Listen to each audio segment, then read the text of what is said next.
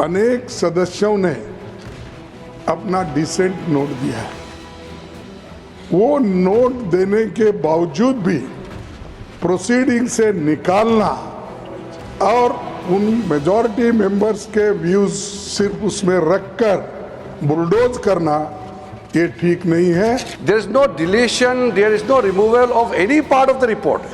Everything is tabled on the floor of the house. मैं मेरी party की ओर से आपको विनती करना चाहता हूं कि विपक्ष के जो डिस्प्यूट्स हैं एक सिर कर आप संसदीय कार्यप्रणालिका के उपयुक्त रूप में जो जोड़ना है वो जोड़े, इसमें मेरी पार्टी को कोई आपत्ति नहीं।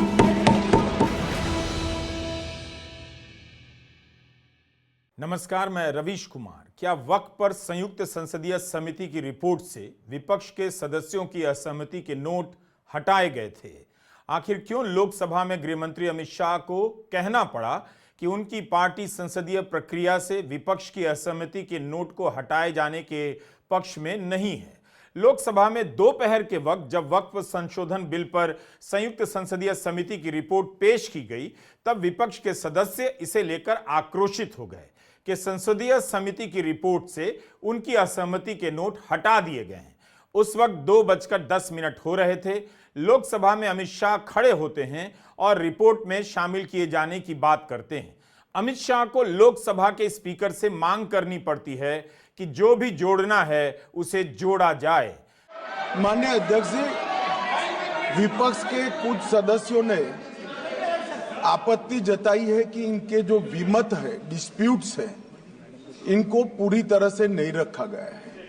मैं मेरी पार्टी की ओर से आपको विनती करना चाहता हूं कि विपक्ष के जो डिस्प्यूट्स हैं एक सिर कर आप संसदीय कार्यप्रणालिका के उपयुक्त रूप में जो जोड़ना है वो जोड़े, इसमें मेरी पार्टी को कोई आपत्ति नहीं।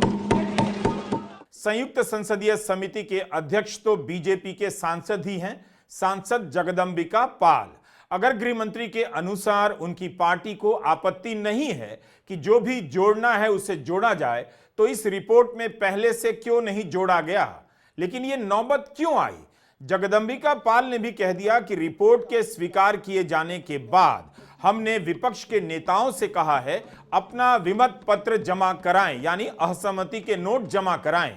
उनकी असहमति को एनेक्स्चर में शामिल किया जाएगा। तो क्या राज्यसभा में किरण रिजिजू किसी बात से अनजान थे? क्यों संसदीय कार्य मंत्री और अल्पसंख्यक मामलों के मंत्री दावे के साथ कहते रहे कि रिपोर्ट से कुछ भी नहीं हटाया गया है, जबकि लोकसभा में जगदंबिका पाल से लेकर गृह मंत्री कह रहे हैं अगर कुछ काटा गया है तो उसे शामिल किया जाएगा? मैंने बाहर में कंफर्म किया, चेयरमैन साहब से भी मैंने अभी भी कंफर्म किया, सेक्रेटरिएट से रूल के मुताबिक जेपीसी रिपोर्ट पूरा का पूरा प्लस एनेक्शियर को भी कोई बिना संशोधन के काटा काटी नहीं करके टेबल किया गया है। ये क्लियर है। राज्यसभा में सरकार के मंत्री किरण रिजिजू साफ साफ कह रहे हैं कि रिपोर्ट से कुछ भी नहीं हटाया गया है।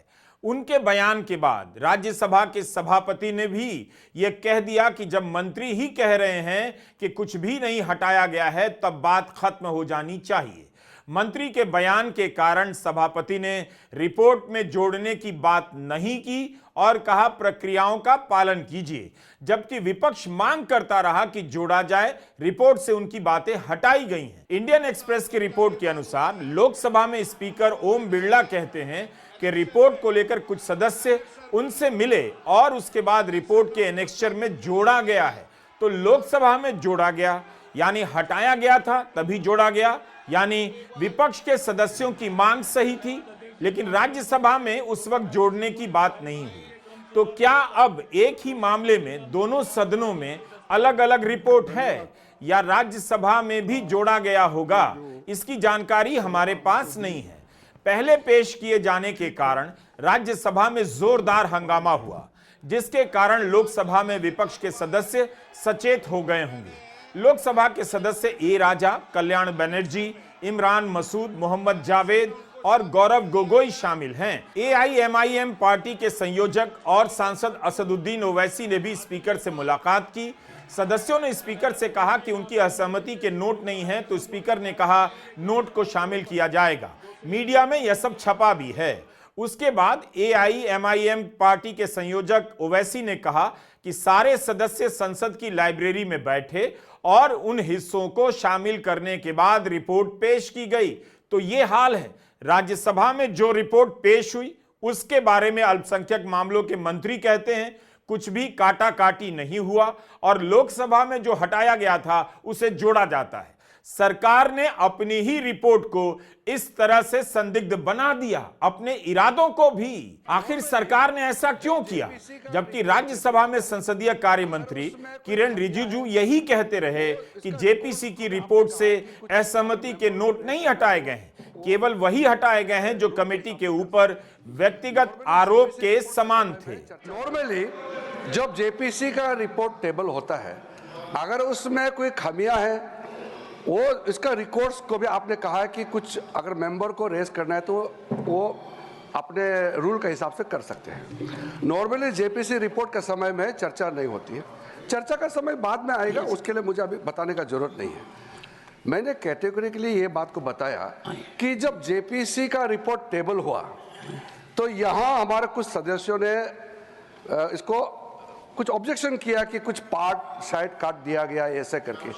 मैं बाहर में गया, मैं चेयरमैन साहब से बात किया और सुनो, आप सुनो तो ये क्या बात कर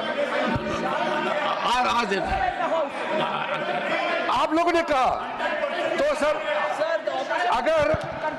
अगर सर मैं ये कहना चाहता हूं, मैंने बाहर में कंफर्म किया, चेयरमैन साहब से भी मैंने अभी भी कंफर्म किया, सेक्रेटरीट से, रूल के मुताबिक जेपीसी रिपोर्ट पूरा का पूरा प्लस एनेक्शियर को भी कोई बिना संशोधन के काटा काटी नहीं करके टेबल किया गया है। अल्पसंख्यक मामलों के मंत्री किरण रिजिजू कहने लगे कि उनके मंत्रालय ने समिति के काम में बहुत सहयोग किया, कभी अड़चने पैदा नहीं की। लेकिन सवाल सहयोग का नहीं था, सवाल था कि विपक्ष के सदस्यों ने जो असहमति जताई थी वो क्यों हटाई गई, उसे लोकसभा की रिपोर्ट में क्यों जोड़ा गया, सरकार इतनी हड़बड़ी में क्यों नजर आ रही है, क्या इसकी चर्चा के बहाने किसी और जरूरी मुद्दे को पीछे धकेलना है, यह देश कब तक इन मुद्दों के बहाने इन चर्चाओं में फंसा रहेगा।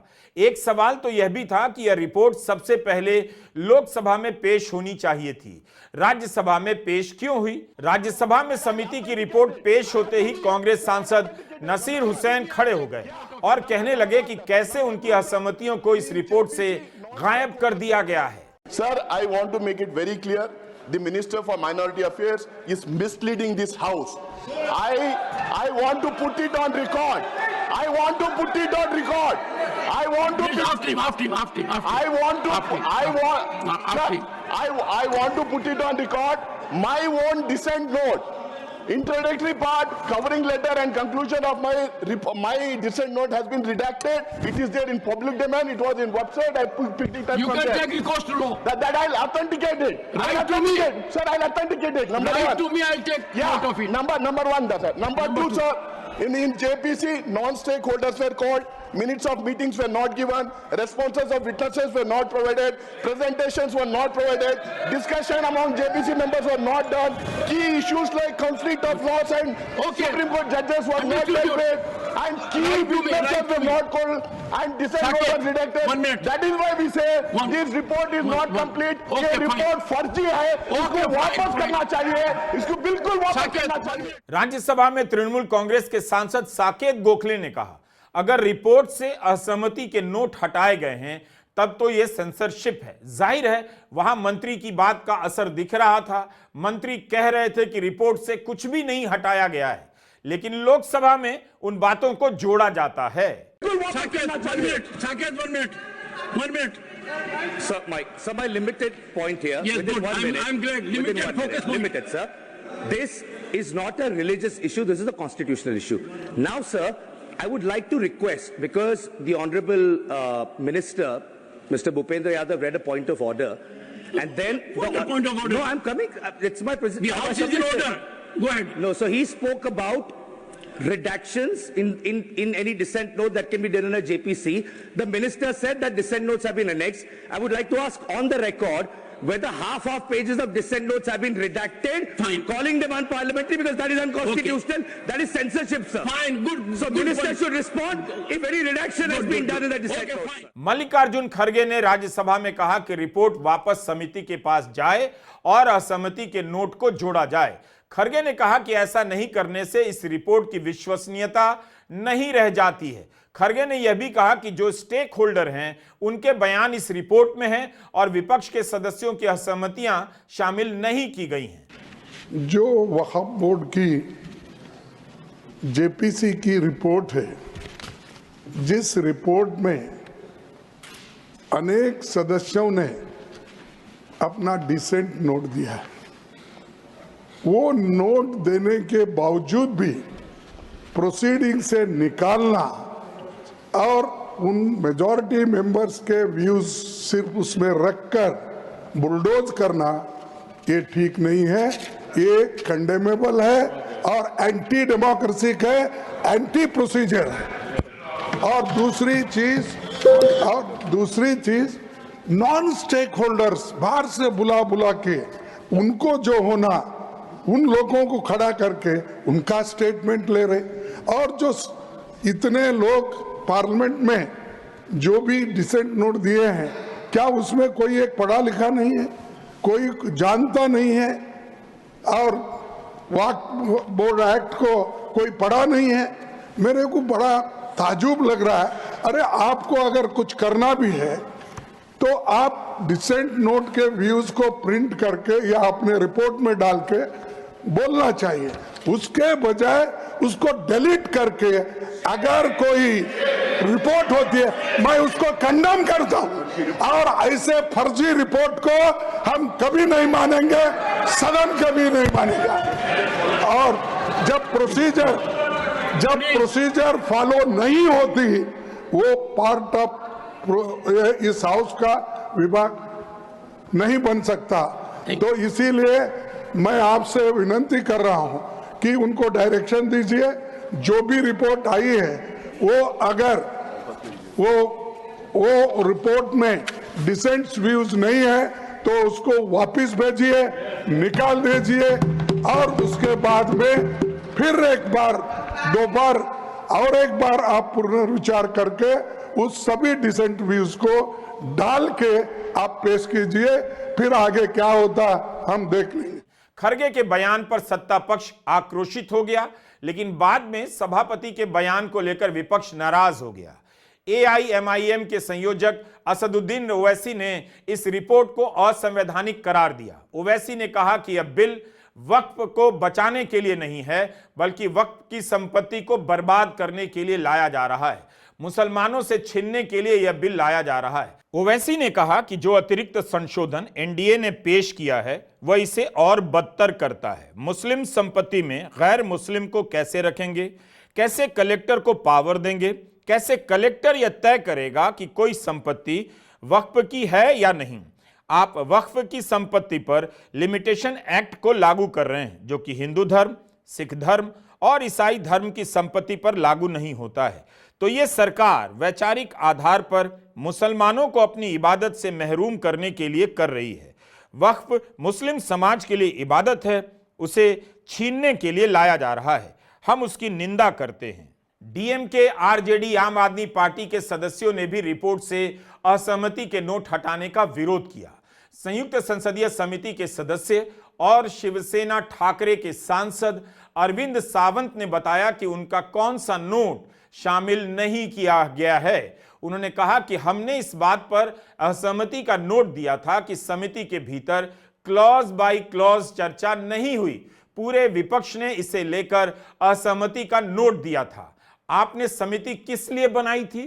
इसलिए बनाई गई होगी कि एक एक प्रावधानों पर चर्चा हो, लेकिन आरोप लग रहे हैं कि क्लॉज बाय क्लॉज चर्चा नहीं हुई।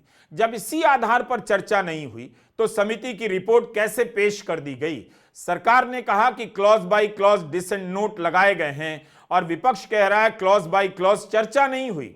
दोनों बातों में कितना अंतर है? इतना अंतर कैसे हो सकता है? अगर किसी को लगता है कि यह बिल एनडीए के 3 महत्वपूर्ण सहयोगियों का इम्तिहान है तो वह भरम में है। बिहार में जदयू नेता और मुख्यमंत्री नीतीश कुमार की तरफ से कोई बड़ा विरोध होगा, इसकी उम्मीद किसी को नहीं रखनी चाहिए। नीतीश कुमार विरोध करने की राजनीतिक स्थिति में नहीं है, और रही बात उनकी पार्टी की, तो जदयू सरकार के साथ ही नजर आएगी। जदयू के मुख्य प्रवक्ता राजीव रंजन ने कहा है कि इस बिल में उनके सुझावों को शामिल किया गया है और इसमें अल्पसंख्यक समुदाय के हितों की रक्षा के तमाम प्रावधान उपलब्ध हैं, उन्हें चिंता नहीं करनी चाहिए।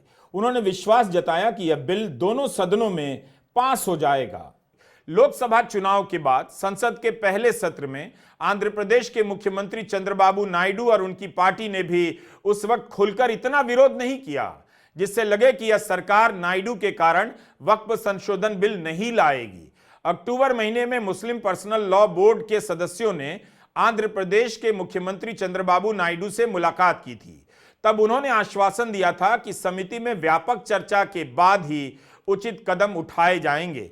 उस वक्त नायडू ने वक्फ कानून में संशोधन के विधेयक को संयुक्त संसदीय समिति में भेजे जाने का समर्थन किया था। उसी तरह क्या चिराग पासवान वक्फ संशोधन बिल का विरोध कर पाएंगे? ऐसा फिलहाल नहीं लगता है। सवाल है कि सरकार हड़बड़ी में नजर आ रही है। समिति की रिपोर्ट से विपक्ष की असहमतियों के नोट हटाए जाते हैं। एक मंत्री किरण रिजिजू राज्यसभा में कहते हैं कुछ भी नहीं हटाया गया। दूसरे मंत्री गृह मंत्री अमित शाह लोकसभा में कहते हैं जो भी हटाया गया है उसे जोड़ा जाए, और बाद में जोड़ा भी जाता है।